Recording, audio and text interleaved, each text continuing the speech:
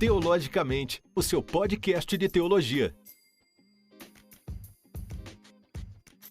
Olá pessoal, sejam todos bem-vindos. Eu sou o John e estamos iniciando mais um Teologicamente, o seu podcast de teologia. Oi pessoal, mais uma vez eu agradeço o convite do meu amigo John. Eu espero que a gente tenha um bom bate-papo, uma boa conversa. Aqui quem fala é o professor Rafael Santos. E eu tenho boas expectativas para esses temas que a gente vai estar tratando aí ao longo desses podcasts, desses bate-papos. Então, continue com a gente, que Deus te abençoe. Tudo bem por aí? Tranquilo, John, graças a Deus, fluindo. Amém. E aí, o que a gente vai falar no episódio de hoje? Bem, hoje a gente vai estar tratando sobre aquele momento chamado de patrística, né? Um pouquinho aí, um grande resumo, vamos dizer assim, que foi o período dos pais apostólicos, dos pais da igreja, as primeiras heresias que a igreja teve que enfrentar e como que esses teólogos aí que marcaram a história da cristandade lidaram com esses problemas e se eles ainda continuam aparecendo nos nossos dias. Na verdade, a gente vai estar dando continuidade à nossa série de episódios, né? Esse aqui já vai ser o nosso 4º episódio, né, Rafael? Exatamente. Aí tratando dessa pegada da história da igreja de uma forma geral. Uhum. E nesse sentido, a gente pode dizer que esse foi um período da igreja, né? Esse período dos pais apostólicos, né? Foi um período ainda jovem, né, Rafael? Porque o que acontece? A gente tem aí primeiro que separar, definir os termos, né? A terminologia. Normalmente a gente fala de pais apostólicos ou pais da igreja, né? Ou patrísticos, de uma forma geral, todo aquele período que comporta o comecinho do século II, né? Oficialmente, após a morte do último apóstolo, que seria o apóstolo João, segundo aí Eusébio de Cesareia, ele teria falecido no começo do século II, depois de Cristo, em Éfeso.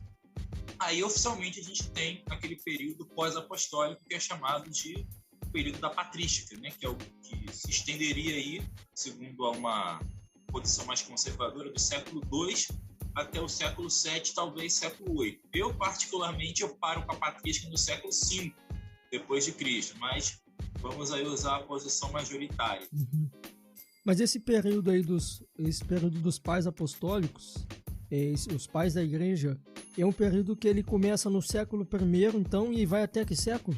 Primeiro não, segundo, porque século I seria o período apostólico. O período dos pais apostólicos, dos pais da igreja, seriam os discípulos dos discípulos dos discípulos dos apóstolos. Então a gente pega do século II e vai até em meados do século VIII.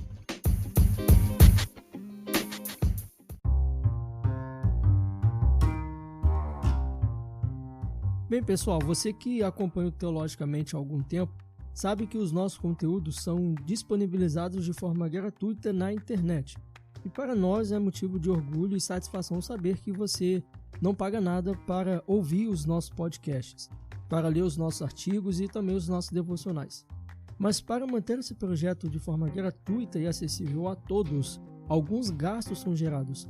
E como um projeto independente, o Teologicamente não recebe ajuda de nenhuma instituição. E para continuarmos como um projeto gratuito e independente, contamos com você. Faça parte do nosso clube de apoio. Você pode fazer parte do nosso clube de apoio escolhendo uma ou mais das 3 opções. A primeira opção é faça uma doação avulsa ou mensal, clicando no link abaixo, faça uma doação. A segunda opção é sempre indicamos literaturas em nossos conteúdos. E a cada compra que você fizer através dos links, o Teologicamente ganha uma pequena comissão.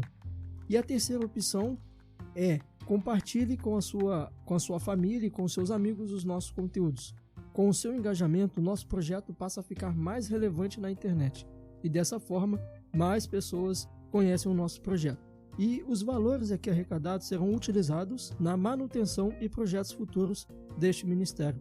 A sua ajuda é fundamental para continuarmos a manter esse projeto gratuito e independente.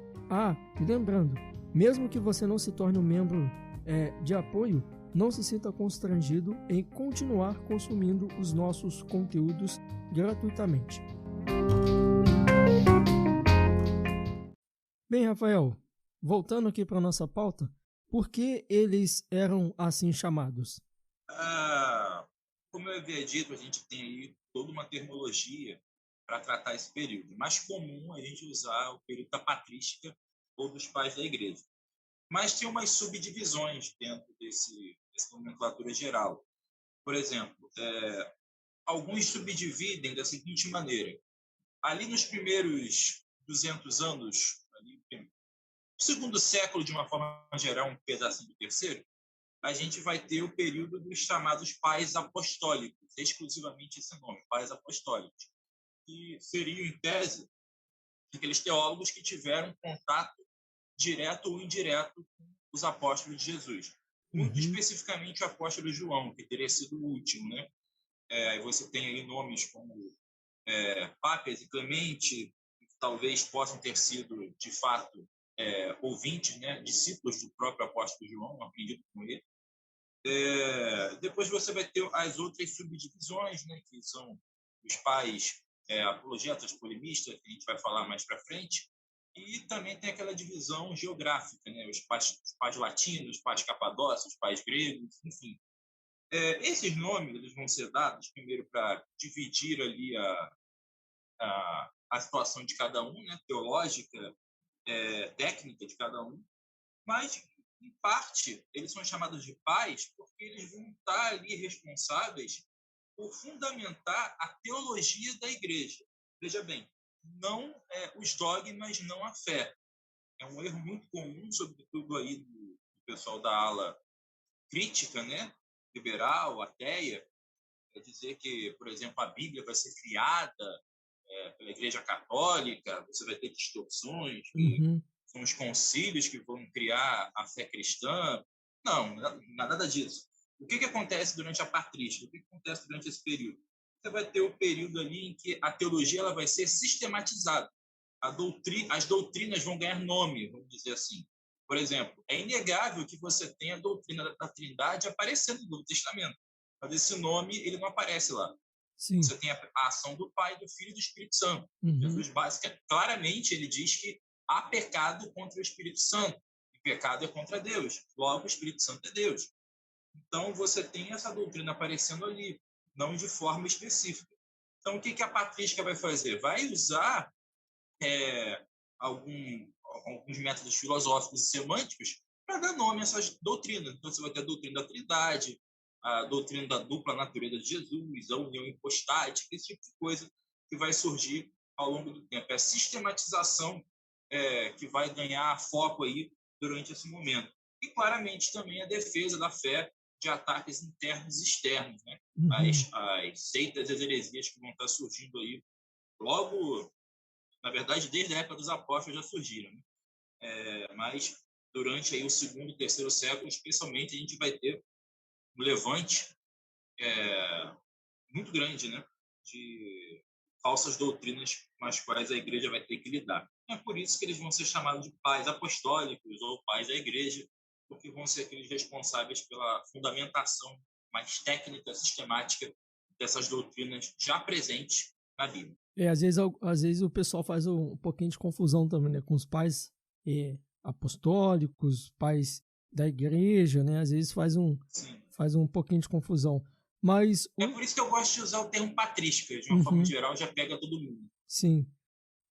Mas qual é o trabalho, né? O trabalho deles em específico, né? O trabalho deles era manter a unidade da igreja. Se você ler algumas cartas deles, a gente pode observar isso também, né? Que eles tinham esse trabalho de manter a unidade da igreja, né? Mas em que sentido era esse trabalho de manter essa unidade? Era o sentido primordialmente doutrinário, né?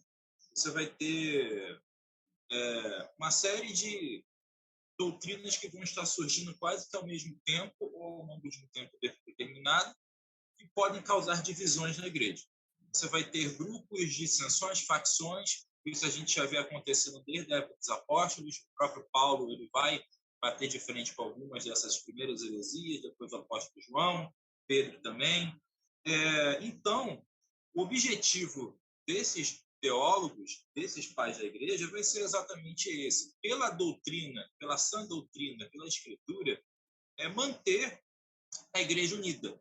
Então, é a partir da questão da parte doutrinária, melhor dizendo, é que esse trabalho de união da igreja ele vai se fazer valer.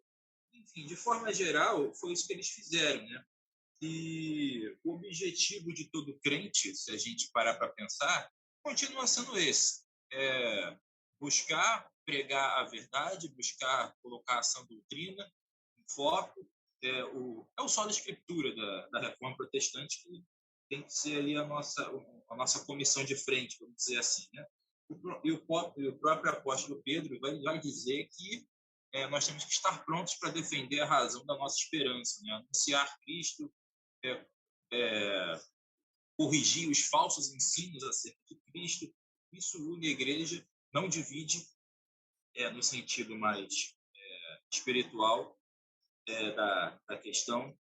Porém, quando você prega a sã doutrina, é inevitável que tudo aquilo que não é da igreja acabe se revelando, né? Como disse o apóstolo João, quem eram os falsos profetas, senão nada mais do que aqueles que foram do nosso meio, mas saíram de nós, porque eles não eram de nós. Uhum. Então, a doutrina faz isso às vezes, né? A boa doutrina é aquela que divide a igreja no sentido de separar os bodes das ovelhas. Então, é isso aí que esses teólogos aí dos primeiros séculos da igreja vão estar fazendo, unificando a igreja pela doutrina, pela sistematização ali dos dogmas, e colocando a fé de forma clara e técnica, para que não reste dúvida, né, Uhum. do que nós cremos. Né? Aí que vai surgir aquela questão dos credos, das confissões, o que a igreja crê, o que ela professa. Então, é mais ou menos nesse sentido. É muito legal, né, e interessante a gente olhar por essa ótica, porque até a gente vai ver, por exemplo, a igreja de Roma, ela vai se utilizar muito dessa autoridade que eles possuíam, né, de respeito aos presbíteros, aos bispos, para legitimar também essa autoridade que a igreja romana possui, né, nos seus representantes, né? E a gente vê que foi um período que eles precisavam ter essa representatividade mais forte, como você está falando, para manter a igreja pura, né? Para cuidar da igreja, para manter a unidade, para manter ali a pureza, né? Exatamente. Claro que isso teve também uma série de pontos negativos, né? Sim, A sim. gente vai, Uhum. vai ver que, infelizmente, a queda ela consegue afetar até a boa vontade dos Uhum. teólogos, Uhum. até as melhores intenções. Mas, enfim, cabe a nós aí, usando aquele termo veterotestamentário, né? Não nos desviar nem para a direita nem para a esquerda, Uhum. mas prosseguir em frente, tendo aí a palavra de Deus como nosso norte. Mas é uma tarefa árdua. Só Deus Uhum. para nos ajudar mesmo. Sim. E qual era aí o nome aí dos pais apostólicos? Pois é, né? Como eu havia falado com você no começo, a gente tem um período aí de uns 500 anos usando essa datação mais conservadora. Uhum. Eu, particularmente, eu pararia ali até Santo Agostinho, mas tem gente que gosta de continuar. Os mais Então, você conhecidos, né? tem... pois é. Aqui, como a gente está tratando de pais apostólicos, eu peguei aqui só os primeiros, dos 2 primeiros séculos, especialmente do segundo século, aquele pessoal que, em tese, teria aprendido diretamente ali com os apóstolos. Né? A doutrina está mais fresca, vamos dizer assim. Alguns nomes importantes que eu gostaria de destacar, primeiramente, São Clemente de Roma. Clemente vai estar nascendo aí no final do século I. Ele muito provavelmente foi um discípulo do apóstolo João, lá no final da sua vida.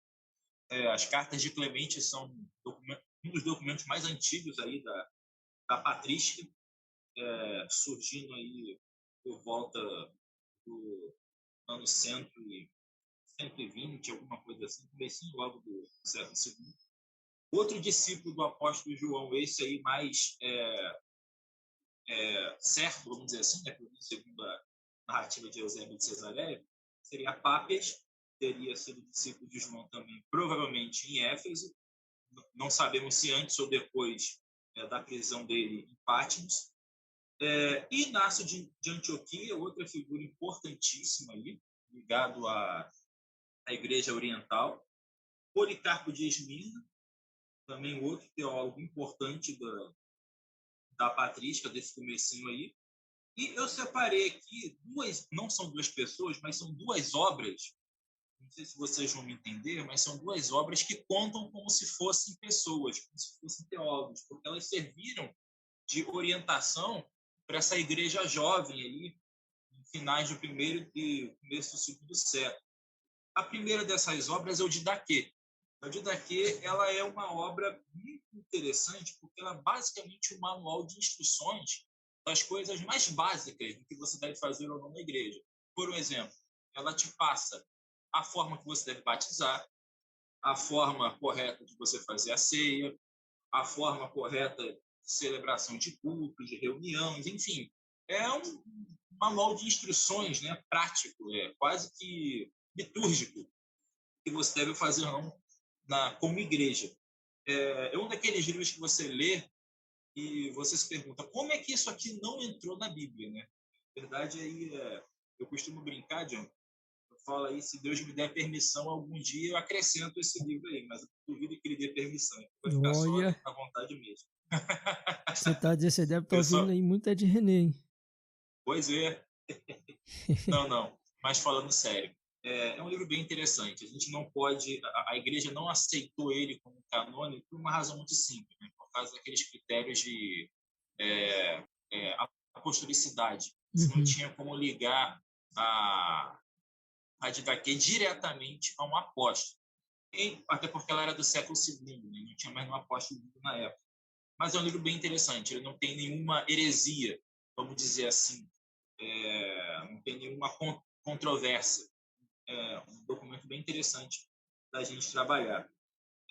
E, francamente, brincadeiras à parte, é um livro que eu acho que a igreja deveria consultar porque teria evitado muitas desavenças. Por exemplo, batistas e presbiterianos talvez não tivessem tantas divergências quanto à questão do batismo, porque a Didaquê, ela, por exemplo, ela aconselha você a simplesmente a jogar água sobre o camarada. Se é por imersão, por aspersão, isso não faz a menor diferença. Mas, enfim, seria pelo menos uma análise, uma consulta a mais.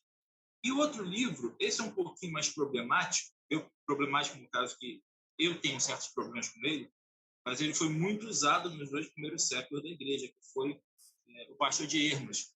É, Por que ele é problemático? Porque ele se vale de muitas parábolas e analogias e dá umas viajadas, né?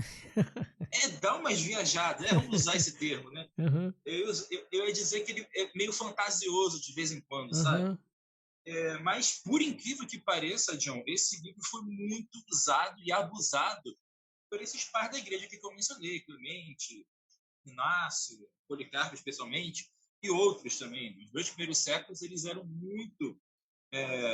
era muito consultado. Foi um daqueles livros que quase, na verdade, ele entrou em alguns cânones, né? Que vale dizer aqui que até ali, meados de Nicéia, a gente vai ter vários cânones distintos.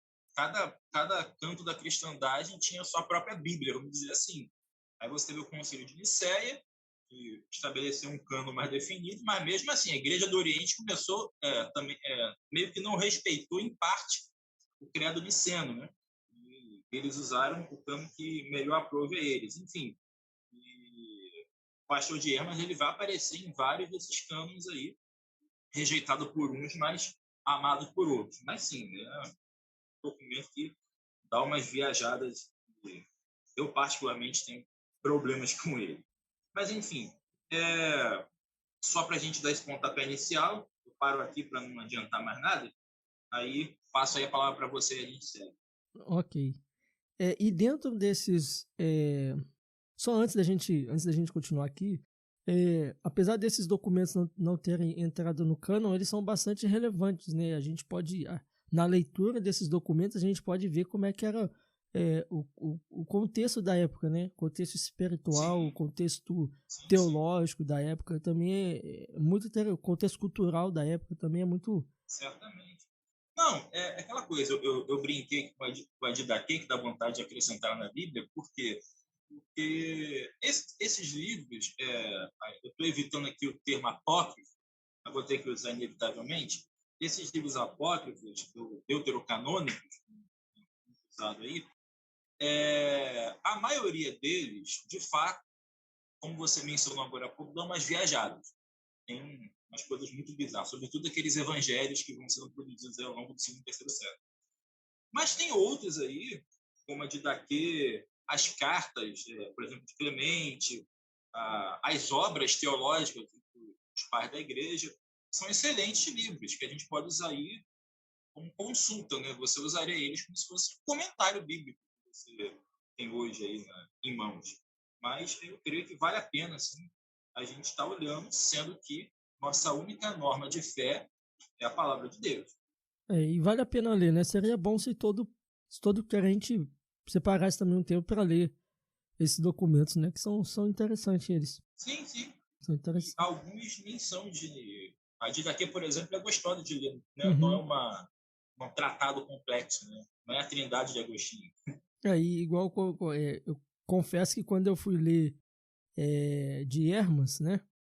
Eu tinha hora que eu li e voltava, porque eu me perdi ali. O pastor de Hermas. Tá. Eu achei que você ia falar que você voltava porque não acreditou que ele tinha escrito aquilo. Não, sim, eu voltava e falava, mas será que ele está usando aqui hipérbole, eufemismo, algumas passagens ali que ele dizia? Falava, gente, será que é isso mesmo que ele está querendo dizer, né? Mas enfim, mas são interessantes. Não, e outros apócrifos que a gente vê desse período aí, pós-apostólico, eles seguem a mesma linha. Uhum. Você tem aqueles evangelhos lá da infância de Jesus. Aquele é lindo de tão bizarro que é. É uma coisa impressionante.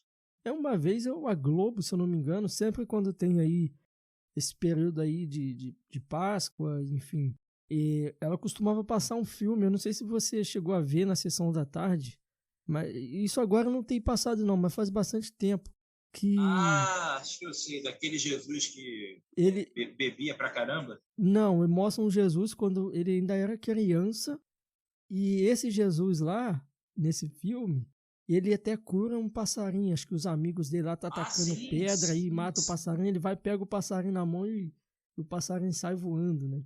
João, já que a gente falou disso, esse caso do passarinho, ele é o menos impressionante. Sim. É o menos bizarro. É. Porque você vai ter histórias até que Jesus fuzilou um professor dele e ressuscitou o homem depois. As fraldas de Jesus curavam. É uma coisa bizarra. Não, mas isso é pra gente ver que às vezes a gente pensa que esses conteúdos, né, desses livros apócrifos não são passados, às vezes são passados e a gente nem percebe, né?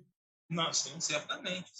São passados. Só que a gente tem que tomar cuidado, porque muitos críticos da Bíblia às vezes usam isso para nós. São poucos, porque a maioria não lê Bíblia, mas aqueles que leem são mais espírito de porco, são também comum. Por exemplo, quem viu esse filme aí, quem nunca, talvez não leu a Bíblia direito, não falou, Jesus, quando era criança, curava passarinho, entendeu? Sim, não, exatamente. Mas tem os piores, tem uns caras aí, como eu estava falando, que eles vão ler a Bíblia e vão dizer, por exemplo, que tem citações de livros apócrifos, por exemplo, na Epístola de Judas. De fato, tem. Ele cita pelo menos 2 apócrifos ali. Primeiro Enoque e a Assunção de Moisés. E isso daí pode ser usado contra um crente que não entende muito bem essas coisas, né? Não vale a pena só dizer que, de fato, Judas ele cita 2 livros apócrifos. Até Jesus e Paulo citavam, até certo ponto, algumas questões apócrifas. Por exemplo, aquela passagem que Pedro fala lá da seleção de Matias, no livro de Atos, né? Que Judas se cumpriu em Judas, que foi dito pelo profeta Jeremias, que outro assume o seu lugar. Não lembro agora a passagem certa. Se você for no livro de Jeremias, isso não está lá. Mas no livro apócrifo de 2 Jeremias está. Então, o que é isso? Uma profecia de um livro apócrifo se cumpriu? Como assim? Aí é aquela coisa.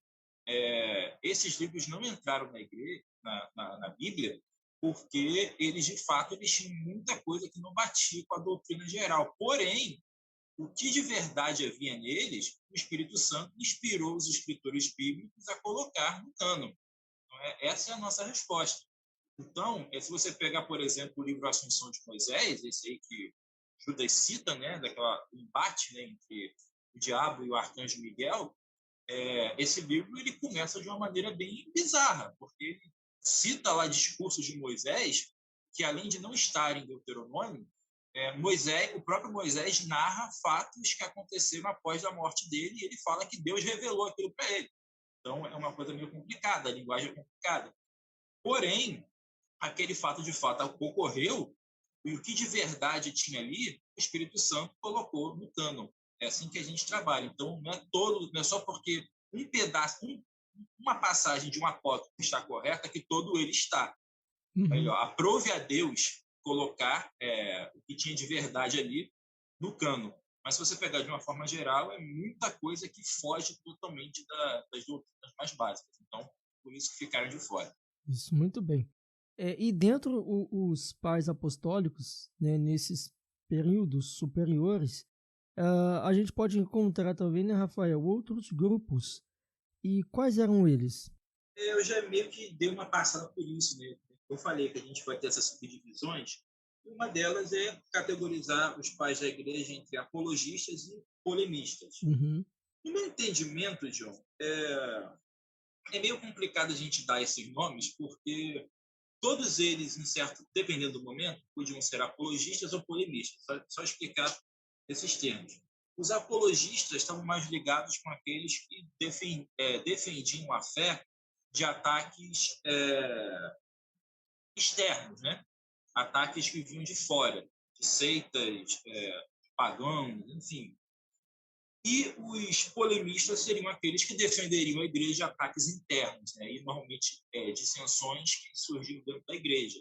Por exemplo, aí, o arianismo, né? A gente vai falar dele mais para frente, essa heresia.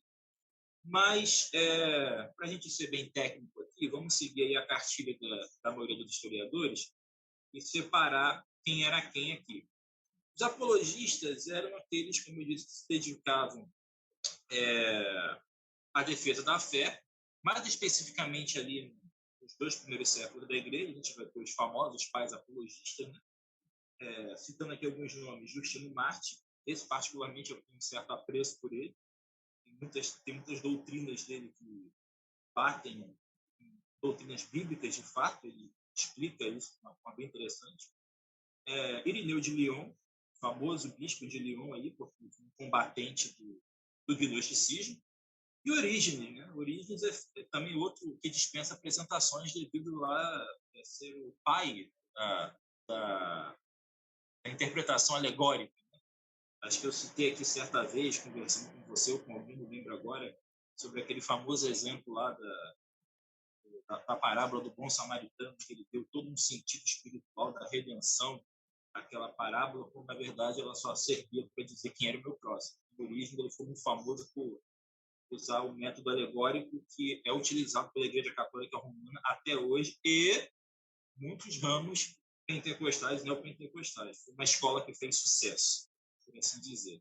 E o outro grupo, ele ficou mais conhecido por elaborar sistemas mais complexos para também defender a igreja. Por isso que eu digo que apologistas e polemistas, em tese, não são tão distintos assim.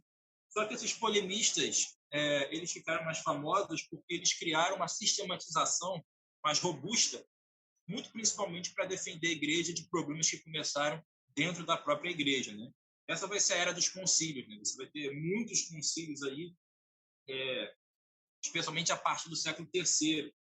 E quem vai estar no centro dessas grandes batalhas teológicas vão ser nomes como Atanásio, os pais capadócios aí, né? Que eram Basílio de Cesareia, Gregório de Nazianzo e Gregório de Nissa, e o mais famoso deles, talvez, que dispensa apresentações, Agostinho de Hipona ou Santo Agostinho, para os mais íntimos. São figuras aí que se destacam pela sua sistematização. Os pais capadócios, por exemplo, foram aqueles que mais batalharam pela questão da Trindade.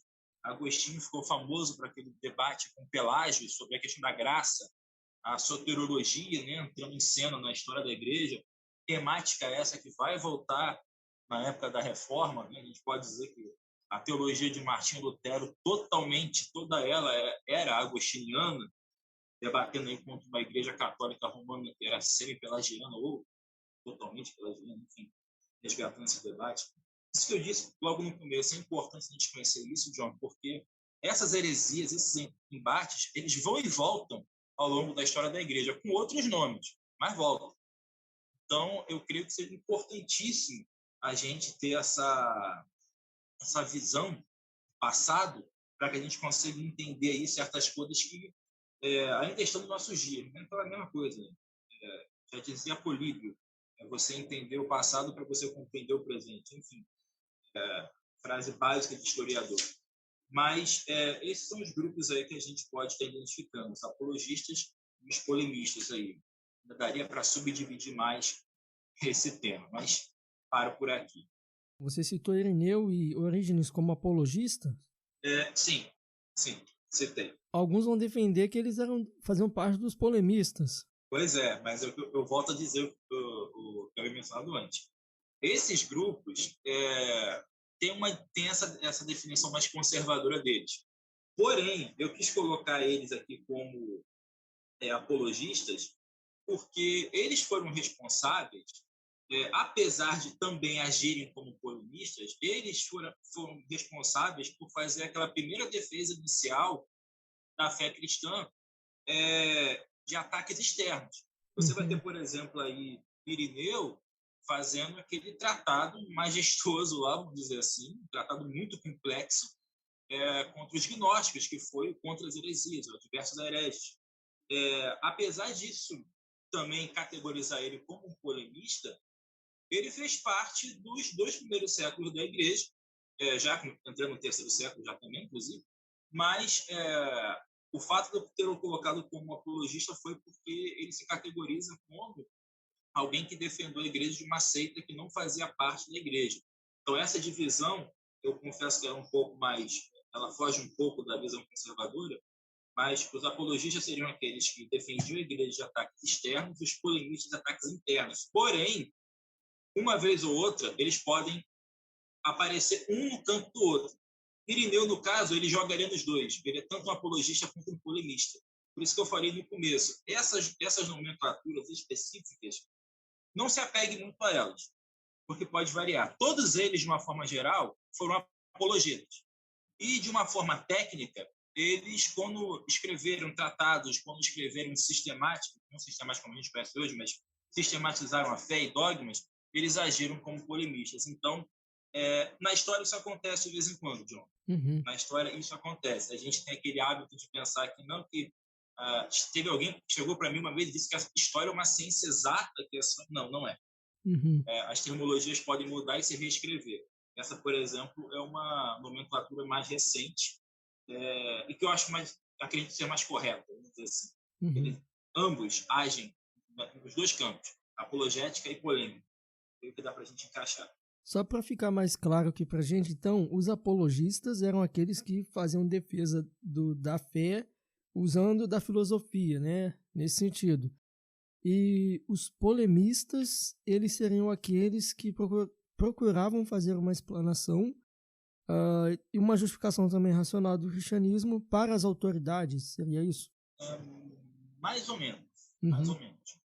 Aí, mais uma vez, a gente tem que tomar cuidado para não se apegar muito aos termos, porque isso varia.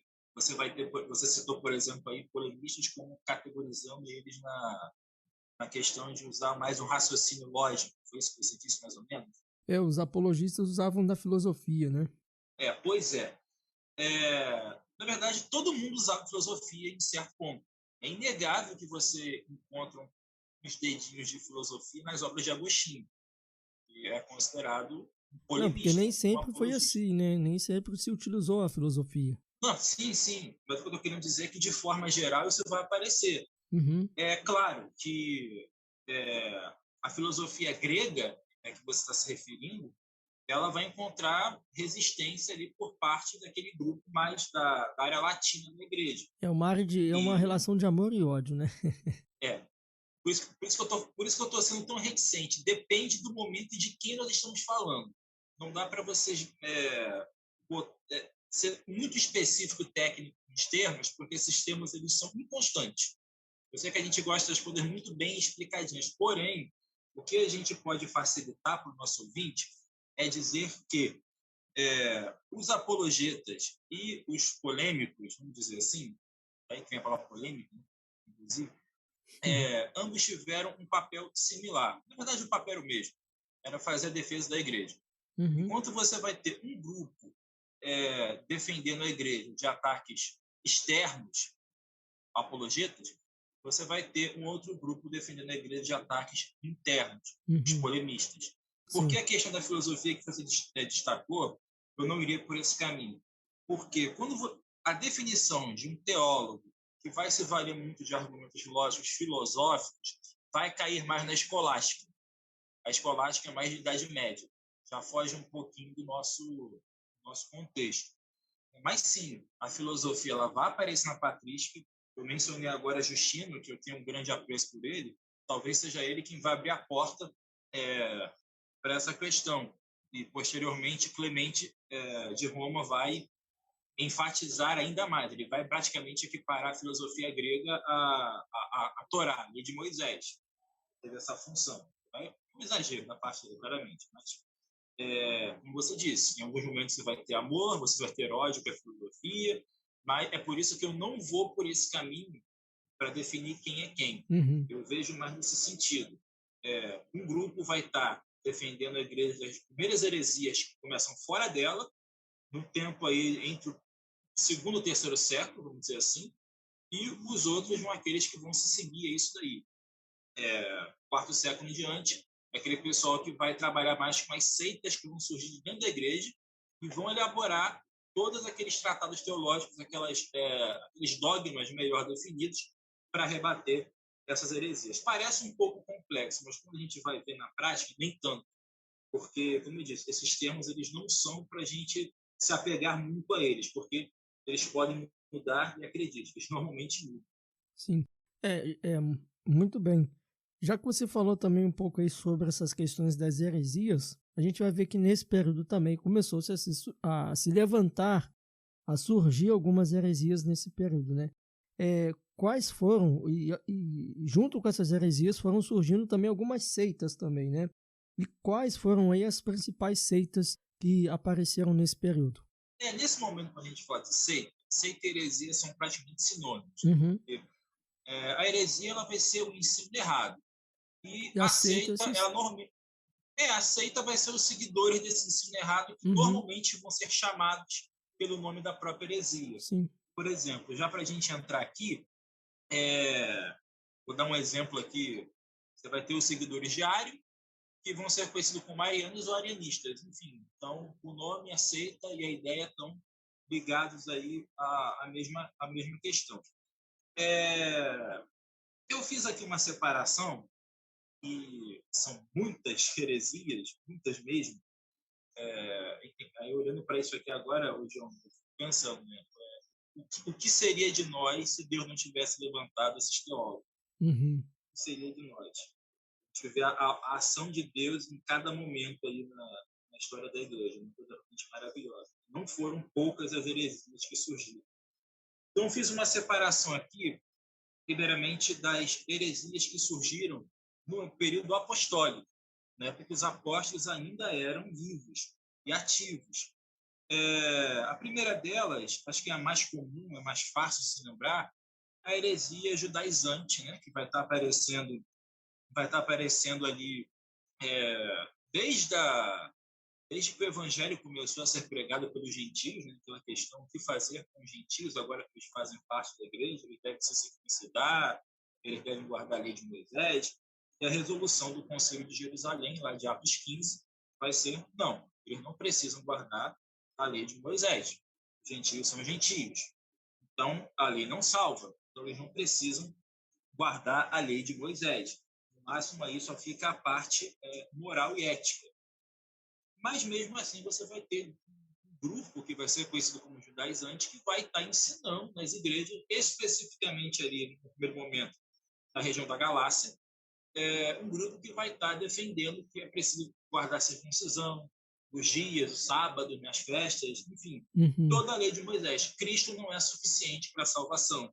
Sim. E isso ali vai causar uma revolta, né? O apóstolo Paulo, que vai ser quem vai bater de frente com essa heresia. Eu disse aqui revolta no sentido bem, usando eufemismo, porque se você lembrar, John, certamente você lembra, quando começa a carta aos Gálatas, ele começa aí de uma forma bastante agressiva, né? Ó, Gálatas insensatos, enfim. Uhum. Ele ensinou vocês a fugirem, passarem tão rápido de um evangelho para o outro. Então, e a palavra insensatos ali, o tradutor foi muito gentil. Que a palavra que Paulo usa no grego é equivalente a imbecil, idiota, desprovido de inteligência. Paulo pega muito pesado com as igrejas da Galácia.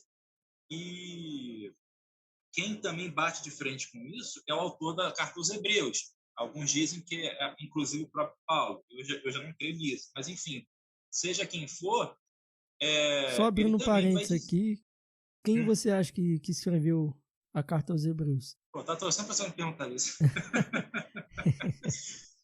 Olha, eu tenho possibilidade, muitas possibilidades.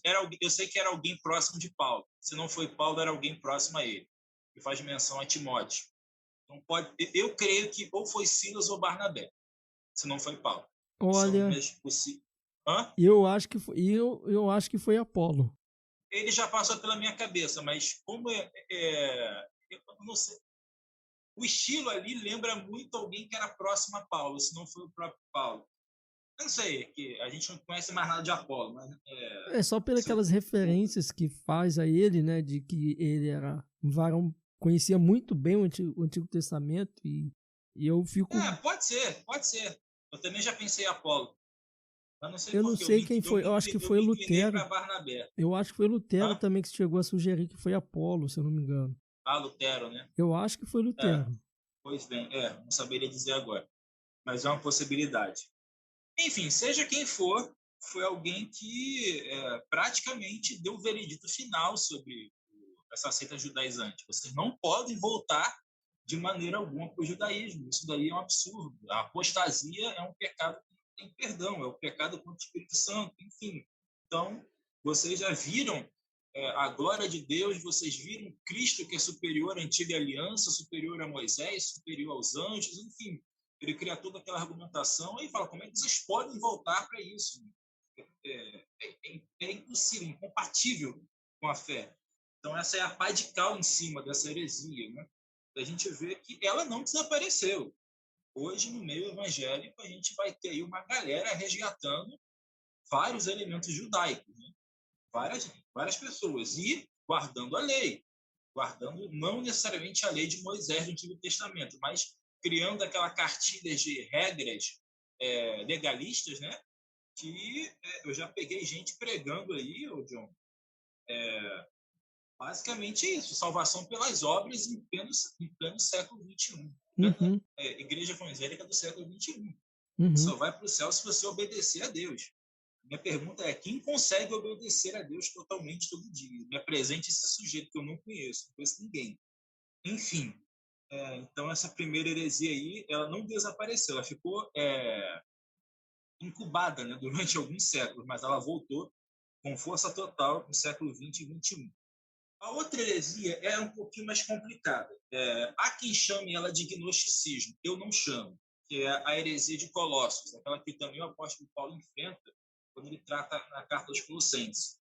Basicamente, ela vai ser uma mescla de elementos judaicos, legalismo e até o esoterismo vindo aí da religião do paganismo grego, greco-romano. A gente não sabe exatamente como ela se constituiu, mas havia uma mescla de práticas ali que o apóstolo Paulo fala ali especificamente no capítulo 3 da carta aos Colossenses. Creio eu que isso daí foi contido em tempo oportuno. Porém, há alguns aqui que enxergam já as raízes do que vai ser o gnosticismo do século II. Eu no máximo, chamaria de um proto-gnosticismo, não tem problema. Mas foi uma das heresias que também deu trabalho a Paulo, principalmente porque ela era bem quimérica, ela misturava muitas coisas ao mesmo tempo. Uma seita bastante perigosa que o apóstolo Paulo teve que lidar. Outra, essa é mencionada por duas vezes no Apocalipse, é a seita dos nicolaítas ou nicolaísmo. Né?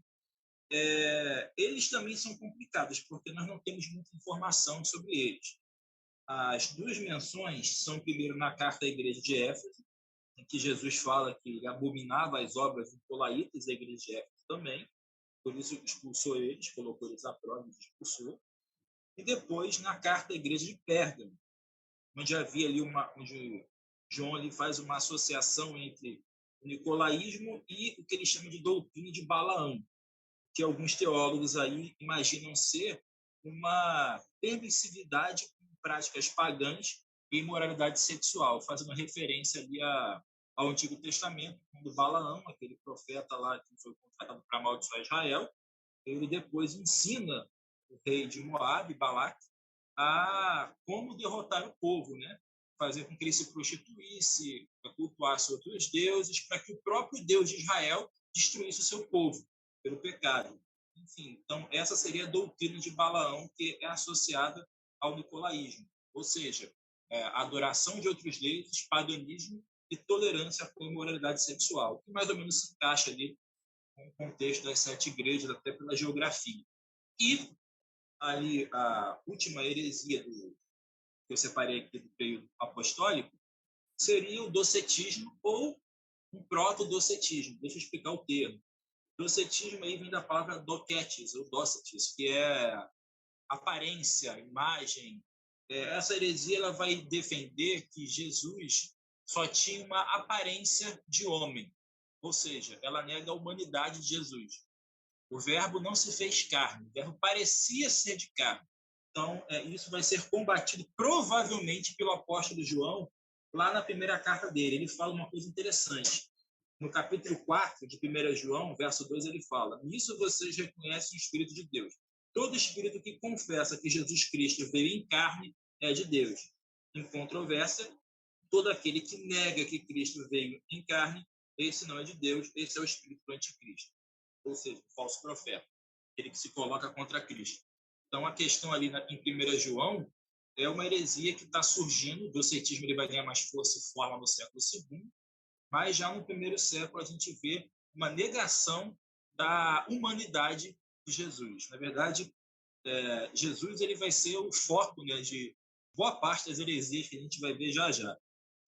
Você quer comentar alguma coisa ou posso seguir? Não, pode seguir. Enfim, só para a gente aí fechar essa parte aí das heresias do período apostólico. Entrando agora na era patrística, eu também fiz subdivisões aqui para facilitar o entendimento do pessoal. Na era patrística, que é esse momento que a gente vai ver aí, século II até meados do século VII, VIII, a gente vai ter muitas heresias para observar. Eu separei aqui em alguns grupos. O primeiro grupo são as heresias que mexem com a escritura, né? Com a doutrina da Bíblia, né? Que mexe com o ensino da palavra de Deus.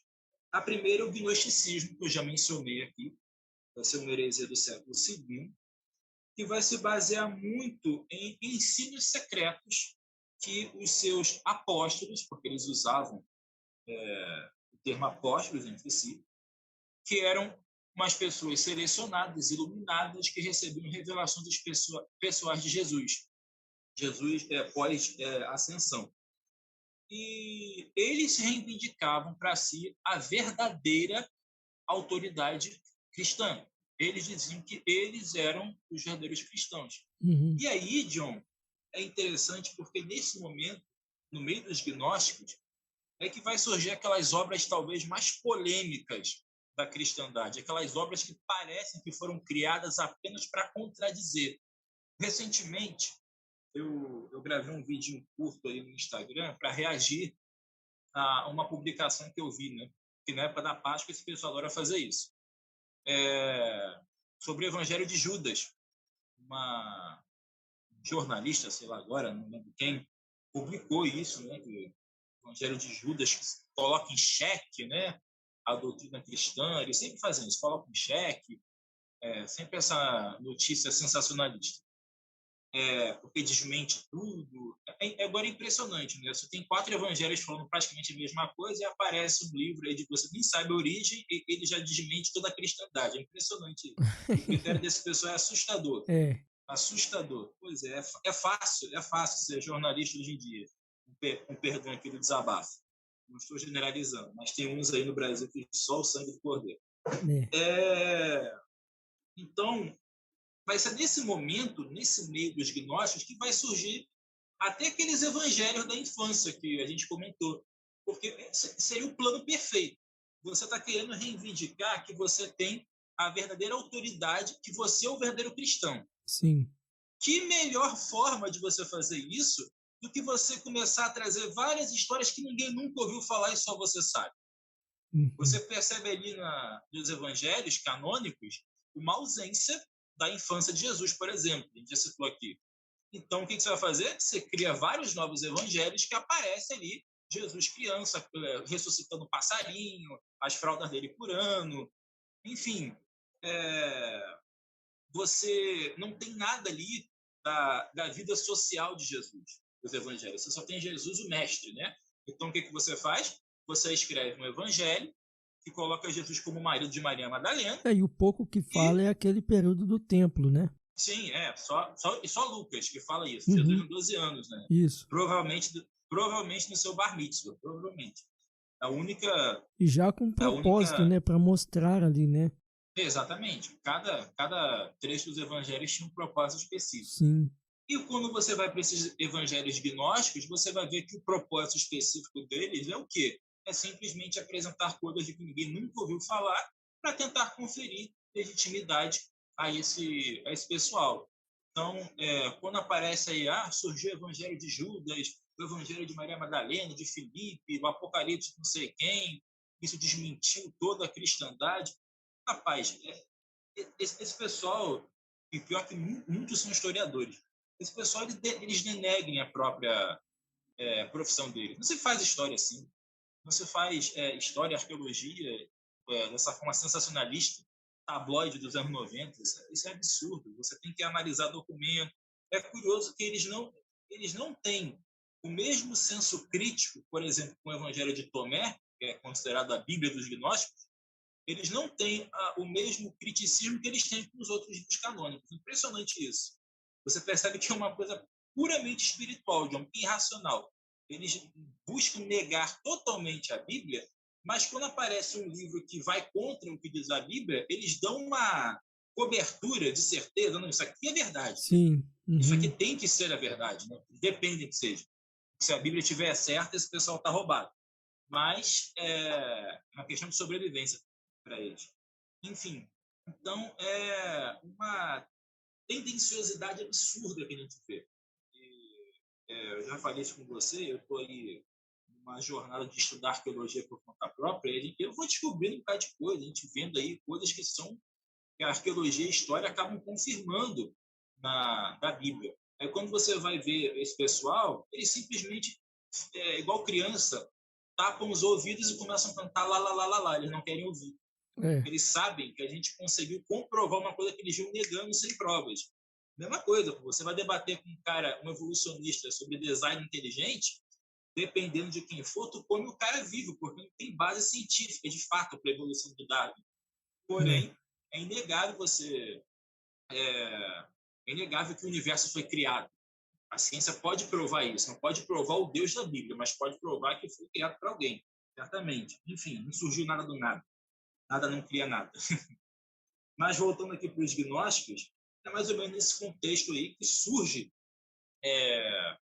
os nossos primeiros apologetas, né, vamos dizer assim, nossos apologetas, dentre eles Irineu de Leão, por isso que eu quis colocar ele como pai apologeta, mais uma vez ratificando, porque ele vai, de fato, bater de frente, vai fazer uma defesa sucinta ali e firme da fé. Eu recomendo aqui a leitura do Contra as Heresias dele, um livro bem interessante, uma leitura um pouco mais pesada, admito, mas para você que está mais acostumado aí às leituras, você que é universitário especialmente, vale a pena você ler se você se interessa, porque o gnosticismo era uma heresia que tinha tudo para destruir a igreja, até porque ela tinha essa pegada de novidade, e as pessoas adoram novidade.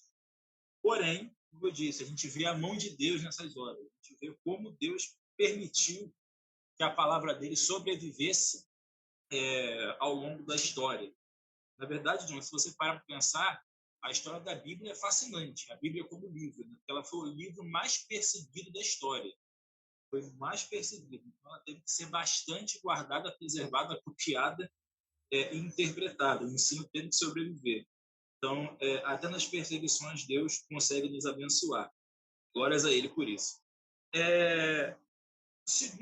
A segunda heresia, ela é chamada de maniqueísmo.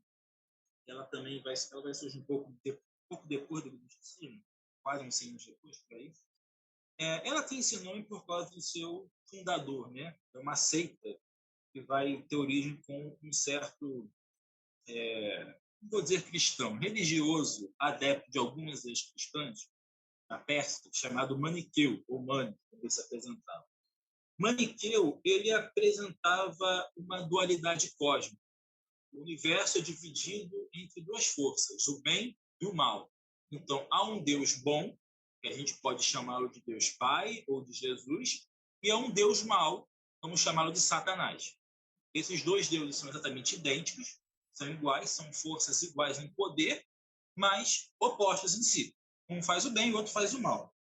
Ele basicamente pegou o quê? Ele pegou o zoroastrismo persa, que era uma religião exatamente duoteísta, né? Havia duas divindades que personificavam respectivamente o bem e o mal, e ele travestiu ali uma roupagem cristã. Aí nasceu o maniqueísmo. O maniqueu ele se apresentava como apóstolo, como tendo revelações diretas desse Deus do bem. Ele tentava fazer plágios, inclusive, do estilo de Paulo. Você pega as cartas dele lá, ele se apresenta mãe e apóstolo de Jesus, não da vontade de homens, mas de Deus, enfim, tentando pegar ele de... Tem ele tenta muitos pegar assim, a né? Tem legitimidade. muitos assim hoje em dia ainda. Não, mas, pois é, por isso que a gente tem que estudar essas coisas, porque isso morreu não, isso não Morreu ficou no não. passado, infelizmente. Uhum. Isso continua. Só troca de nome, mas continua. E com muita força, infelizmente. Aí o maniqueísmo até hoje, a gente usa essa palavra, né, para dizer que trabalhar com dualidade, né, bem e mal, forças opostas. Recentemente eu já ouvi, nos últimos tempos, né, dizendo a política brasileira ela está muito maniqueísta, né, dividida entre esquerda e direita, enfim. Mas é nesse sentido mesmo, de você criar dois extremos e colocá-los em oposição. Claramente, eu não preciso dizer que isso está totalmente fora da Escritura. Né? Não há um Deus bom e um Deus mau. Há um Deus bom, supremo, justo e verdadeiro. Satanás não é Deus. Ele é inferior, ele não está no mesmo patamar de Deus. Nunca esteve nem jamais estará. Enfim, então, o maniqueísmo, de forma alguma, ele poderia ser considerado como uma doutrina bíblica. Por isso ele foi refutado pela igreja. A próxima heresia ela é chamada de marcionismo, também tem o nome do seu fundador, Marcião ou Marcion, dentro da tradução aí, se tiver. Possivelmente, não sabemos ao certo, ele talvez tenha sido um bispo de alguma província oriental, e ele defendia que havia o Deus do Antigo Testamento, que era um Deus cruel e vingativo, a quem ele chama de Demiurgo, enquanto que havia um outro Deus do Novo Testamento. Esse era o Deus de Jesus Cristo, era um Deus de graça, de amor, era um Deus zen, né? Deus mais paz, enfim, paz e amor. Também outro absurdo, né? Acho que a gente dispensa aí mais comentários. O que acontece? Na verdade, essa heresia, já que a gente falou que elas não morrem, isso aqui é o senso comum de muitos ateus hoje. Eu já encontrei pessoas assim, não sei se você, John, pessoas que parecem que vem ali, os poucos que conhecem a Bíblia, vem ali uma transição, né? Você vai ter no Antigo Testamento aquele Deus que era olho por olho, dente por dente, que mandava matar criança, aquele Deus que era um Deus violento de guerra. Aí você chega no Novo Testamento, parece que é outra pessoa. Sim, sim. Parece que Jesus veio da parte de um outro Deus. Uhum. Né? Qual é o problema disso? O problema disso é que esse pessoal descarta todas as demonstrações de amor que o Deus, entre aspas, do Antigo Testamento teve. Sim, sim. O que um Deus cruel e vingativo teria feito com Adão e Eva quando eles pecassem? Que um Deus cruel e vingativo, por que um Deus cruel e vingativo teria poupado Noé quando ele estava matando todo o resto? Por que um Deus cruel e vingativo teve tanta paciência com Israel naqueles tempos de provação do deserto? Por que ele não destruiu aquele povo? Ele falou, Moisés, você quer que eu destrua todo mundo e te dê um povo novo? Ele falou, não, sim. E Deus, por misericórdia, atendeu. Deus suportou, esse é o termo que a Bíblia usa, suportou aqueles filhos da desobediência. Então, o que Deus criou em vingativo é esse que oferece misericórdia.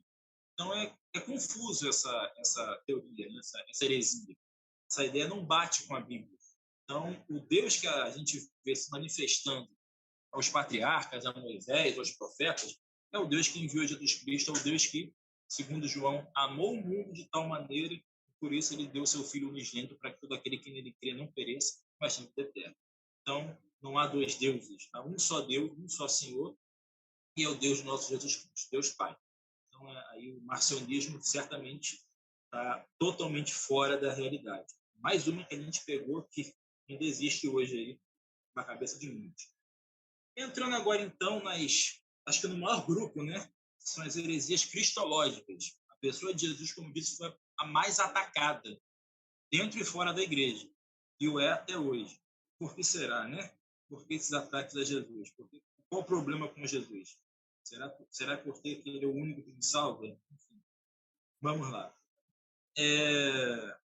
A primeira, tinha que ser a primeira, né? É o arianismo. Essa é famosa. Ela era baseada nos ensinos de Ario, que era um presbítero de Alexandria. Ele defendia que Jesus não poderia ser Deus, sendo então um ser elevado, o mais elevado da criação. Ou seja, o arianismo ele negava a divindade de Jesus. Se vocês estiverem acompanhando, vocês vão lembrar que a gente já falou do docetismo, que negava a humanidade de Jesus. Jesus só tinha uma aparência humana, mas não era humano, era totalmente divino.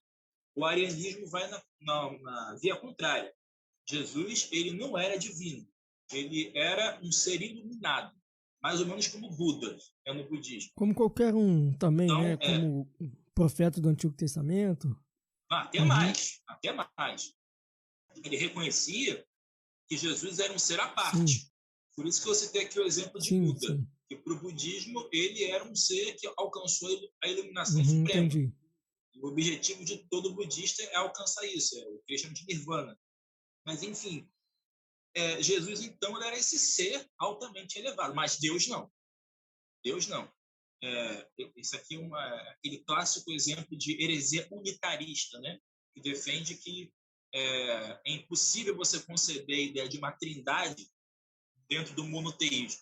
Isso é muito complexo. Eu não vou entrar nisso agora, mas a gente percebe que trinitarismo, né, que é o que a gente defende, ele encontrou muitos problemas, porque as pessoas não conseguiam entender o 3 em 1. Na verdade, até hoje não entendem, mas naquela época, quando começou, era bem pior. Você entender a trindade de fato é impossível para a mente humana. Mas o que a gente pode dizer é que não são três deuses. Não são três em um. Deus triuno, não três deuses. E eu já ouvi muita gente chegando para mim e falando, vocês acreditam na trindade? Acho que tem um Deus com 3 cabeças, ou tem 3 tronos lá, e qual trono você vai ter que se prostrar para adorar, porque são 3 deuses. É uma coisa assim desse tipo, né? Mas a Bíblia já facilita isso. A Bíblia fala que Jesus está à direita de Deus Pai. Então ele deve estar sentado em algum lugar. Mas rapaz, é muita... É uma confusão. Como eu disse, a queda, ela prejudica até a nossa tentativa de facilitar as coisas. Então, é uma coisa absurda. Enfim, o arianismo ele vai ser condenado como heresia pelo Concílio de Nicéia, em 325. E onde que ele vai sobreviver? Como é que a gente encontra, como é que a gente rastreia o arianismo hoje? Qualquer religião, pensamento ou ideia que negue a divindade de Jesus e coloque ele como sendo só mais um ser iluminado. Há traços de arianismo no espiritismo kardecista, há traços de arianismo no mormonismo e há traços de arianismo até no Islã. Eles consideram Jesus como um grande profeta, não tanto quanto Maomé, mas ainda assim um grande profeta. Mas certamente o mais bizarro, se você me permite aqui essa expressão, O mais bizarro é o pensamento lá da seita dos Testemunhos de Jeová, que colocam Jesus como sendo o arcanjo de São Miguel. E é um ser criado em alta hierarquia celestial, mas não é Deus.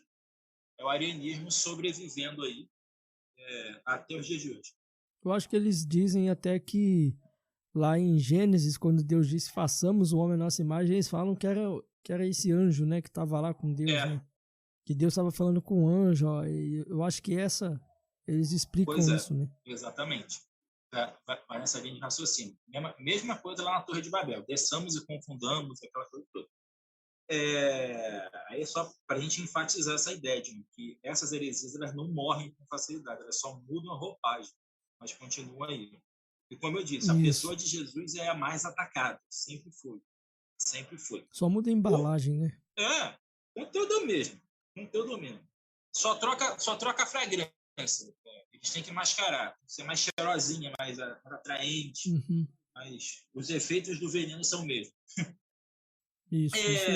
Outra heresia bastante... Essa é um pouquinho mais complicada, mas vamos tentar explicar. O apolinarismo, né? Que vai se basear nos ensinos de Apolinário, que foi bispo de Laodiceia, do quarto século.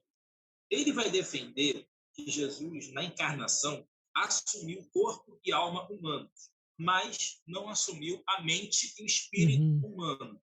Resumindo, explicando, ele defendia que Jesus ele tinha a aparência física humana, 100% humano, mas ele não herdou a capacidade de pecar dos seres humanos. Ele não herdou a mente pecaminosa, porque ele entendia que Jesus era um ser perfeito, imaculado. Verdade. Jesus ele nasceu sem o pecado original. Mas é aquela questão, ele tinha a capacidade de pecar? Jesus ele poderia cair em tentação? Bem, a Bíblia ela dá a entender que sim. Até porque se ele não pudesse, ele não poderia ser aquele intercessor perfeito que o autor de Hebreus nos coloca. E ele fala que Jesus... Por que Jesus é o sumo sacerdote perfeito? Porque em tudo ele padeceu, sofreu as mesmas provações que nós, mas ele não caiu. Ele venceu onde nós perderíamos. Ele passou pelos nossos sofrimentos, ele sentiu a nossa dor, ele foi tentado como nós. Vide Satanás lá tentando Jesus. O diabo não tentaria Jesus se não achasse que tivesse a mínima chance de conseguir. E você tem ali Jesus triunfando onde Adão fracassou. Por isso que Paulo chama Jesus de segundo Adão. Tanto Adão quanto Jesus tinham a capacidade de não pecar. É o que Agostinho chama de posso não pecar, né? Posso não pecar. Eles tinham ali o poder de dizer não ao pecado, coisa que nós não temos, no sentido de que nós vamos pecar ao longo da nossa vida. Jesus não. Jesus ele poderia escolher simplesmente não pecar jamais, e Adão também. Só que Adão escolheu pecar, e aí passou o pecado para a raça humana. Jesus escolheu não pecar, e com isso ele concede a vida eterna a todo aquele que nele crê. Então, essa é a diferença. Então, Jesus, sim, ele assumiu a mente humana também. E, combatendo isso, vai se levantar Gregório de Nissa, né, um dos pais capadócios, ele vai dizer o seguinte: o que não foi assumido pelo Verbo, não foi por ele redimido, dizendo que para que Jesus pudesse redimir toda a humanidade em todos os seus sentidos, ele teria que assumir toda a humanidade completamente. Ele teria que ser 100% divino e 100% humano. Ele teria que assumir todas as nossas faculdades físicas, espirituais e mentais, para que tudo isso pudesse ser livre do poder da queda, tudo isso pudesse ser redimido. Então, o que o Verbo não assumiu, ele não justificou, mas o que ele assumiu, isso sim ele justificou. Esse é o pensamento de Gregório de Nissa. Se a gente parar para abordar teologicamente, é verdade. Jesus ele foi totalmente humano, um humano perfeito, e também totalmente divino, Deus perfeito. Eu te pergunto, deu para entender, John? Por você eu tiro se o pessoal vai entender ou não. É meio complicadinho, mas deu para facilitar? Não, foi bom essas divisões que você fez, porque aí mostra que, apesar dessas seitas e heresias, né, cada um ela enfatizava algo um pouco diferente da outra, não era tudo a mesma coisa. E como você deixou bem claro também, ainda acontece hoje, né? Só que como uma nova embalagem, né?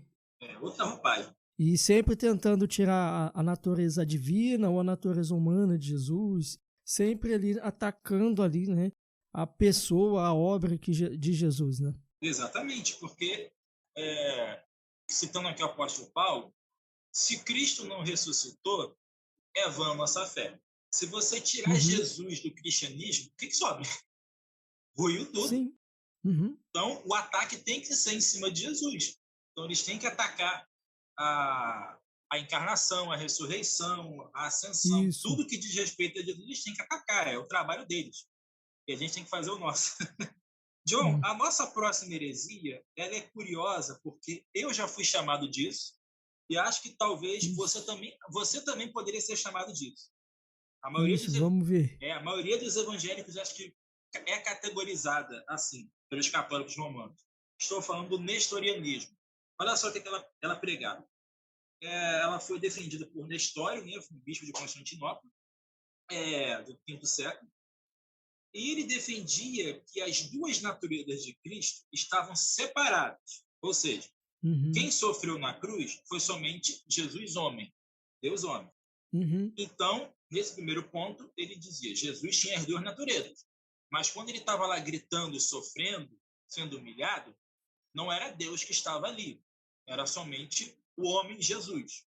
Ele separou isso. Mas não para por aí. É aí que a gente vai entrar nessa brincadeira. Ele negava ainda que Maria era mãe de Deus, forçando assim a igreja a criar aquela defesa mariana que a gente vai ver no Concílio de Éfeso. Vou explicar isso melhor. O que a heresia de nestorianismo consistia? O básico era a separação das duas naturezas de Jesus. Ou seja, havia momentos em que Jesus ele podia optar ali entre a natureza divina e a natureza humana. Optar é uma palavra meio vaga, mas é melhor que eu tenho agora. Podia alternar E as naturezas, né? eu queria não usar alternar, porque aí pode cair no modalismo, que é uma outra heresia. Elas são muito ligadas uma com a outra. Se a gente mudar uma palavrinha, vira outra coisa. Então, não era bem alternar, mas uma hora aparecia uma coisa, outra aparecia outra. Elas podiam se separar quando era conveniente, vamos dizer assim. Uhum. E na encarnação, era impossível que Maria fosse mãe do Deus divino. Aí eu te pergunto, você concorda com isso? Maria pode ser mãe da parte divina de Deus? Porque o Nestor Evidentemente.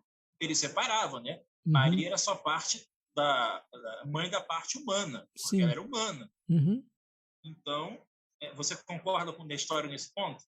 Sim, claro. Não poderia ser mãe da parte divina de Jesus. Então, nasceu mais um nestoriano aqui. Bem-vindo ao time. Acredite, até o reverendo Nicodemos foi chamado de nestoriano. Ele defendeu isso. Sim. Que Maria é mãe da parte humana de Deus. Sim. Porém, eu acho que há erros aí dos dois lados. E aqui eu vou ter que tomar muito cuidado para não ser chamado de herege. Mas vamos lá, cuidadinho. Eu estava falando disso hoje com um irmão, aí ele me perguntou sobre isso. Ou eu acho que foi o erro de Nestor, separar as duas naturezas. A Bíblia não dá margem para isso. A Bíblia dá margem que Jesus era totalmente divino, totalmente humano. Há uma impressão que, em alguns momentos, de fato, Jesus ele escolhia ser mais humano do que mais divino. Por exemplo, quando ele resolveu tirar um cochilo no meio do mar, começou aquela tempestade. Quando parecia que ele era pego de surpresa com algumas situações. Quando, por exemplo, aquela mulher tocou na roupa dele, né? Ele falou, alguém tocou em mim, mas quem? Ele não é onisciente? Enfim, o que ele precisou perguntar?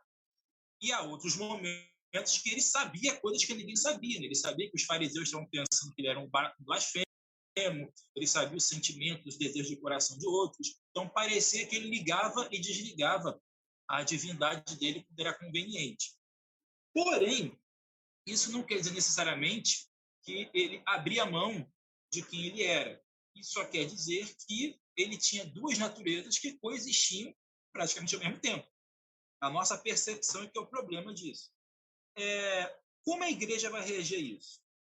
Eles vão dizer que eu acabei de falar, que as duas naturezas de Jesus sempre estiveram juntas. aí eles vão se valer da encarnação para isso, que é o Concílio de Éfeso. Eles vão dizer que, como Jesus ele encarnou em Maria, ele encarnou com as duas naturezas.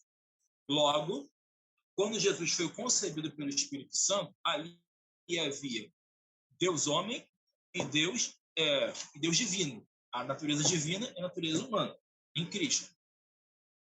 Então, já que Maria ela foi aquela que engravidou e deu à luz ao Deus homem, logo ela tem que ser também a mãe de Deus. É o Theotokos, o famoso Theotokos. Daí que vem a expressão católica, Maria é mãe de Deus. Só que mãe de Deus em que sentido? Mãe de Deus, homem. Não mãe da divindade. Aí parece que eu estou separando de novo, mas não estou. O que eu estou querendo dizer?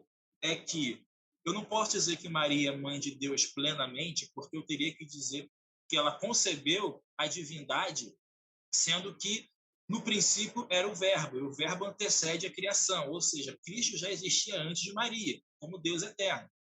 Mas, em algum momento da encarnação, o Deus eterno se fez carne no ventre de Maria e assumiu a forma humana, assumiu a natureza humana. E ali as duas se uniram. Só que é uma questão que eu acho que nunca será conciliada. Fica aí o problema. Maria, ela é a mãe de Deus ou é a mãe da parte humana de Deus? Como eu falei, o medo aqui de ser chamado de herege, mas não é errado você dizer que Maria é mãe de Deus, no sentido Deus homem. Mas é um pouco errado você dizer que é só parte... Não, ela é mãe. Ela é mãe ela somente é mãe, da parte humana de Deus. Ela é mãe, sim, a gente poderia falar do Jesus Deus, porque ela foi quem gerou ele. Mas aí, se a gente entrar nessa explicação católica, ou mariolatria, a gente vai ter que colocar uma divindade de Maria que ela não tem. Exatamente. É esse que é o erro Entendeu? da parte católica. Uhum. Em si, o termo mãe de Deus, ele não é tão errado assim. Sim, sim. Mas ele é problemático. Ele é problemático. Se você enfatizar Maria. Porque aí, para eles começarem a ter argumentos para essa justificação deles, eles vão ter que, não, agora a gente vai ter que colocar Maria como Deus, não vai ter jeito. Exatamente. E, olha, em tese, nenhum católico vai dizer isso para você. Não, ninguém vai dizer católico. Isso. Ninguém vai dizer. Mas na prática, meu amigo, ó, eu só para fechar essa parte, vou contar uma historinha rápida. Eu estava no ponto no ônibus uma vez, aí desci com uma senhora em frente a uma igreja católica, ela foi a igreja dela e foi para mim. Aí eram duas senhoras. Aí quando uma levantou para descer comigo, a outra falou, vai com Deus. Aí essa senhora, a outra, com Deus, mas com Maria na frente, porque ela é nossa mãe. Desculpa se algum católico me ouvir nesse momento, mas se isto não é idolatria, eu não sei o que é. Eu rasgo meu diploma, depois de ter estudado paganismo durante tantos anos, eu não sei mais o que é idolatria, não sei mais o que é culto, porque tem todos os sentidos, todos os níveis aí. Mas, enfim, é aquilo que eu falei antes. A intenção é boa. Eles usaram Maria para mostrar o ponto exato em que as duas naturezas de Jesus se uniram e não se separaram mais. Tá certo.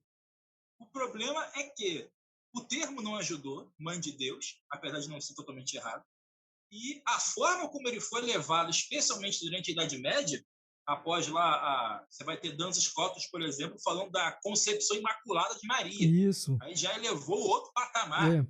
Enfim, criou um outro problema, né? Se Maria era imaculada, a mãe dela também teria que ser imaculada, e a avó dela também. Você criou uma raça de mulheres perfeitas.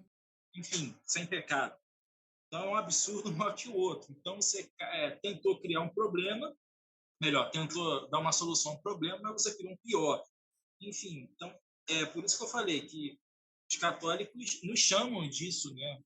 Somos nestorianos, porque a gente, aparentemente, vê ali uma quebra da natureza de Jesus. A gente vê ali uma impossibilidade dele ser totalmente divino, totalmente humano. Mas não é isso. A gente simplesmente faz ali uma separação da Maria como quem ela realmente foi e a Maria que foi criada, né, pelo catolicismo romano. Mas isso aí já é outra questão. Tanto que a gente deu essa volta aí. Tanto que ela morreu e ainda está esperando o julgamento, né? Apesar de que eu já conversei com católicos que eles falam que ela nunca morreu. Pois é. Ela foi assunta ao céu. É isso que eu tô falando. Foi arrebatada. É isso que a gente está Pois é. falando, para poder colocar Maria nessa posição de mãe de Deus, né, mais enfatizando Maria do que Jesus, né, eles vão ter que começar a colocar, fazer esses malabarismos teológicos, né, para poder explicar isso. Porque não tem de onde ele tirar isso. De onde que eles vão tirar essas explicações? E aí começa a vir toda essa... De onde eles vão tirar, a gente vai falar sobre a parte medieval no próximo episódio. Eu te falo de onde eles vão tirar isso. De muitos lugares, os mais inusitados possíveis. Mas tudo a seu tempo. Sim, até mesmo de alguns, se eu não me engano, até mesmo eles vão tentar tirar de alguns livros apócrifos. Para poder... Não, antes fosse só os apócrifos. Estou falando aqui de viagem mesmo. Uhum. Se fosse só os apócrifos, dá para refutar, mas aqueles argumentos que foram feitos para tentar deixar você sem saída, né? Uhum. Enfim, coisas bizarras mesmo. Faz um pastor de ermas para no chinelo. Rafael, eu acho que a gente... Você vai falar mais um pouco? Pode falar. Eu só vou partir agora para as trinitarianas, para a gente fechar esse momento. Uhum, pode falar. Eu acho importante falar das heresias acerca da Trindade. Vai lá, pode ir lá. Então, essas são mais rápidas, né? A primeira é o modalismo, é aquela que defendia que você não tem uma trindade, você só tem um Deus que ele se apresenta de três formas. Ora ele é o Pai, ora ele é o Filho, ora ele é o Espírito Santo. O modalismo, eu nem preciso dizer que ele encontrou certa resistência e foi refutado. Você também vai ter, seguindo a isso, monarquismo. Esse daí está presente até na cabeça de alguns evangélicos hoje. Que ele defende a sujeição total de Jesus e do Espírito Santo ao Pai. Então, você não tem uma igualdade entre os membros da Trindade. Uhum. O monarquismo ele coloca Deus Pai como, de fato, monarca supremo, em que Jesus e o Espírito Santo são submissos a ele. Ou seja, não são iguais. Logo, você atacou a perfeição e a divindade do Espírito Santo e de Jesus.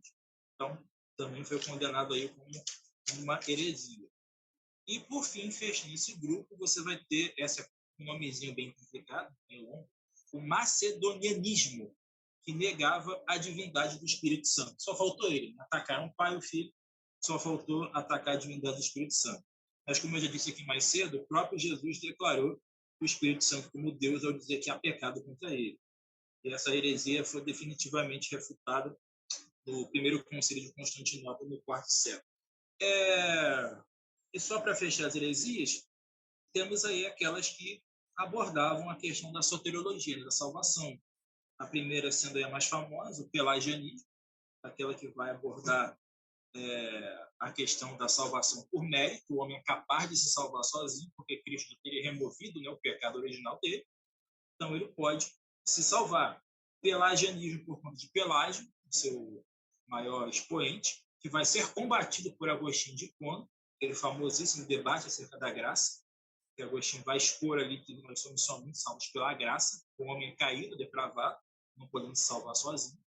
E, com o passar do tempo, surgiu uma alternativa, né? Um pelagianismo mais leve, que é o semi-pelagianismo, que ele vai dizer que, de fato, nós somos caídos, precisamos da graça para a salvação, mas o homem tem que dar o primeiro passo. Basicamente, todo o pentecostalismo moderno e arminianismo, eles são semi-pelagianos. É o mesmo discurso. O homem tem que dar o primeiro passo, tem que fazer a sua parte, né? Cristo morreu por nós, mas eu tenho que aceitar Jesus, aqueles termos bem conhecidos. E, por fim, o universalismo, que defende até hoje, existe isso, que a salvação é para toda a criação. Tanto no fim dos tempos não haverá inferno. Todos serão salvos, porque Cristo morreu pelo mundo, né? Então, todos serão salvos. Ironicamente, alguns até falam que Satanás será salvo. Então, seria uma coisa linda se isso aqui fosse verdade. Você está lá no céu e olha para o lado, está o diabo lá louvando junto com você. Só imagina essa cena. Quão bizarro isso seria. Enfim, então aí eu fecho aqui a parte das heresias. Ainda faltou coisa ainda. É muita coisa. Mas eu tive que ser mais sucinto. Uhum. É com você, John. Não, e a gente vê esse tanto de heresias que surgiram nesse período, né? E a gente vê, né, até como você falou no início, né? Se não fosse o cuidado de Deus, né? Se não fosse a graça de Deus e que levantasse homens. Porque até mesmo muitas dessas heresias que surgiram foram de homens, né, estudados. Não foram homens indoutos, né, homens ignorantes. mas eram homens que eram tidos também como sábios, mestres, né? E a gente vê o cuidado de Deus em toda a história. E ele sempre tem os seus, né, Rafael? E sempre levanta aquele remanescente ali que vem e combate essas heresias, né? Não, exatamente. Eu ia falar exatamente isso que você disse, que Deus sempre conserva um remanescente fiel. E isso daqui, pelo menos nos 2 primeiros séculos, foi debaixo de perseguição. Para quem pensa que a igreja só fica debatendo quando está em paz, nem sempre. Irineu, por exemplo, depois de combater os gnósticos, ele foi martirizado. Policarpo também, Clemente, enfim. Essas pessoas, eles eram teólogos que, ao mesmo tempo que eles estavam defendendo a fé, eles também estavam sendo perseguidos no meio secular. Então, perseguição independe da questão da defesa da fé. Então, independente do tempo, a gente está tendo sempre que buscar combater os falsos profetas e as heresias que continuam surgindo no nosso meio até hoje. Bem, essa parte aqui, essa última pergunta, a gente já falou um pouquinho, né? Quando a gente falou ali dentre os pais apostólicos, se eu não me engano, a gente falou os escritos apostólicos, se eles servem, se não servem ainda hoje em dia. Aí eu não vou fazer, porque senão a gente vai estar repetindo. Não, mas só para fechar aqui, aquela coisa, a gente pode usar, mas o que a inspiração divina, que foi divinamente inspirada, é a palavra de Deus. Então, os pais da igreja podem errar e erram. Tem muitas coisas que a gente concorda, mas também a gente discorda. E a gente tem que colocar tudo à prova, né? Como diz o apóstolo Paulo, examinar todas as coisas e reter aquilo que for bom. Muito bem.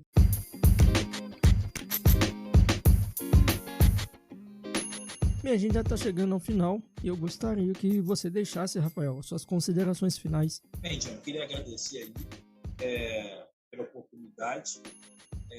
Pedir a Deus, primeiramente, que continue conosco, nos abençoando, porque ainda tem muita água para rolar, né? Mais coisas aí para a gente falar ao longo do tempo. Se Deus não for conosco, de nada adianta. E também aí, pedir desculpa a você, aos ouvintes, por qualquer coisa, porque esse tema é muito amplo e às vezes a gente tenta resumir, pode acabar ficando alguma coisinha de fora. Então, se você tiver interesse sobre esse tema, eu aconselho você a ir buscar essas obras que eu citei, veja os pais da igreja, bom material disponibilizado na internet, artigos, porque a gente está tratando aqui muitas coisas que não são do nosso métier normal. Vamos deixar aqui embaixo, né, algumas indicações, né? Sim, perfeito. Isso, deixa aí algumas indicações. Eu já deixo de cara aqui agora, se você puder, existe toda uma coleção da Patrística disponível lá para comprar no site da Paulus, né? Eu estou fazendo a minha coleção. Eu comecei a minha também. Tardiamente, mas comecei. E são livros são acessíveis, não é nada exorbitante assim, em relação a preço. Eu recomendo você, uma coleçãozinha, capinha verde. Isso. Tem vários documentos em vários livros, então vale a pena comprar sim. Então é um tema que vale a pena você investir. Então eu agradeço mais uma vez e peço que você não desista. Se achou aí as temáticas complexas, não desista, porque vale muito a pena, como a gente veio falando a noite toda, o dia todo, o tempo todo, que essas heresias, esses debates, eles sempre vão estar voltando, e a gente, como cristão, tem que estar apto aí a identificar isso, cortar o mal pela raiz antes que ele se espalhe. Isso aí. Rafael, obrigado pela sua participação aqui mais uma vez no Teologicamente. Eu agradeço. Também. Eu quero agradecer também a participação de todos vocês. Obrigado por ouvir e escutar esse episódio até o final. E olha, a gente vai voltar aí no próximo episódio e vamos estar seguindo aí nessa série de episódios sobre a história da igreja, tá bom? Então, que o Senhor nos abençoe e faça resplandecer o seu rosto sobre nós e nos abençoe. Até a próxima.